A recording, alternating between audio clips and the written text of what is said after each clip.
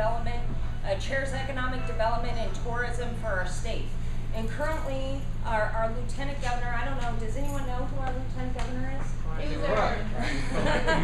I call him the invisible man because truly when he took office, the unemployment rate was just slightly over 4%. Now it's over 14%. And there's one thing Sharon Engel and I agree on, and don't drop your jaws yet, but Sharon Engel says it's the Lieutenant Governor's job to create jobs in the state of Nevada. So that's where we agree. And currently, our Lieutenant Governor has done absolutely nothing. He's been invisible. 3.5 years in his role as Lieutenant Governor, he decided to create a Blue Ribbon Task Force Commission. Okay, we don't need another study on economic development. We need somebody who's going to hit the ground running. We know there's none. Exactly.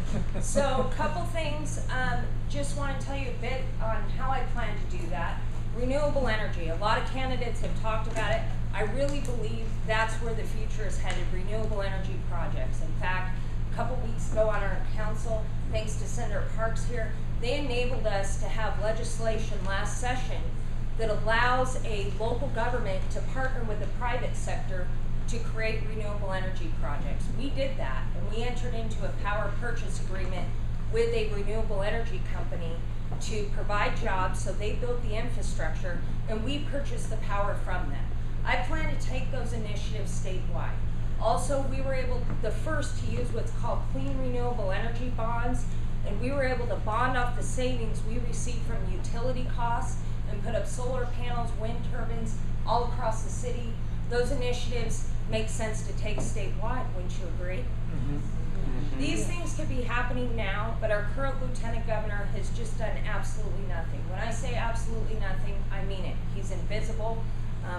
He hasn't been even campaigning, which I'm happy about, but he really has not done the role.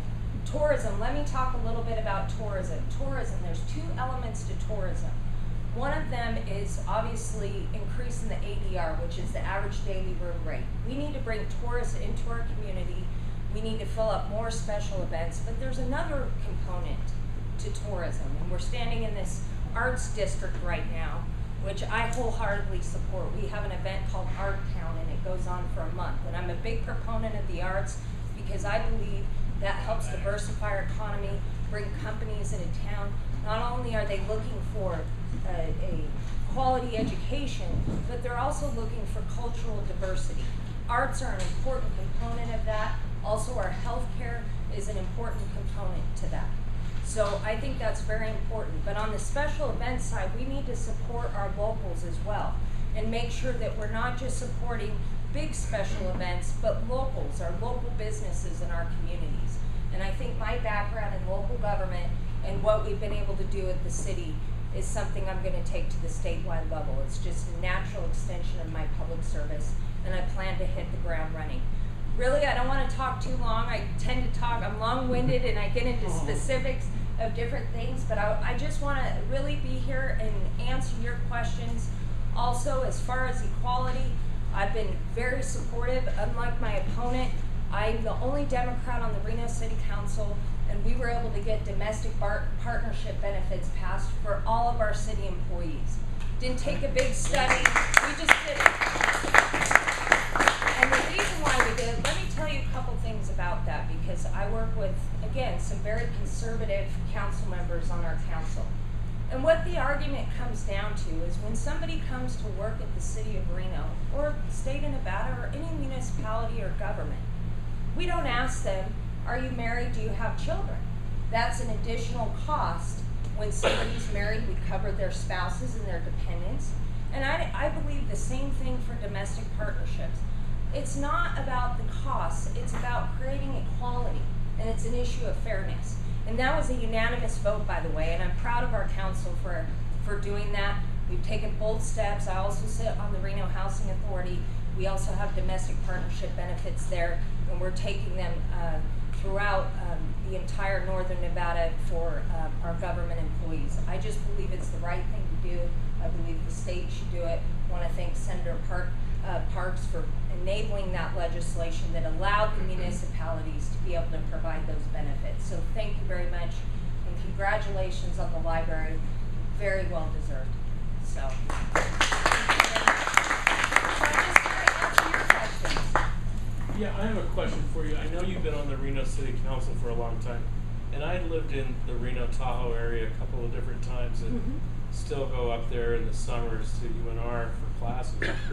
I was always impressed with what you as a city did in order to create or to recreate yourself from the perspective of tourism with regard to the arts. And I remember when the Indian gaming issue first came to play, it seemed to me that the Reno City Council or the leaders there really embraced the beauty of the Truckee and with that Live Work project, the old Riverside.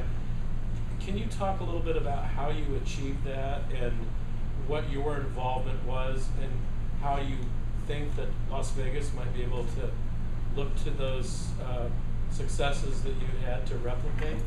Yeah, first of all, I can't take credit for the Artist Lofts. What he's talking about, it was a historic hotel right by the Truckee River in northern Nevada in the city of Reno. And what they did is they went in and they partnered with a private arts group. So they restored it. It's absolutely beautiful. In fact, it gets a lot of national attention, and they're artist lofts. So it's reduced cost living, so they have affordable housing, and it's done on a grant basis. But we have artists living in those lofts if you ever get the opportunity. But you can do that all over. But the second thing we did during the budget, and as you know, all municipalities are struggling. We're all making cuts. But we wanted to make sure that we preserved our arts funding. It did get cut. Everyone took a cut. But arts was extremely important to the council. That month-long event, Art Town, is 31 days in the month of July. And that really, what that did for the city, it really gave us national attention in the New York Times, all over the country.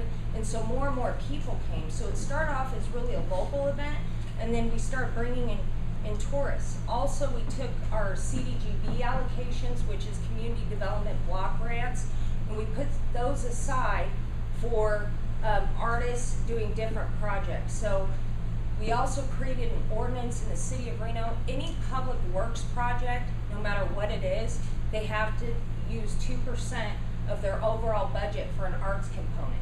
So we just had the baseball stadium up there. They did an art piece in front of the stadium. Our convention authority has an art piece in front of it. Any public project, we just did, for example, restrooms in a park. There's a beautiful, we use local artists, and there was a nice mural on the back of that restroom. But we've got a lot of, the way we did that is we really put an emphasis on that. It was one of our priorities, and we've kept that going, and we've got a lot of private sector investment because of that.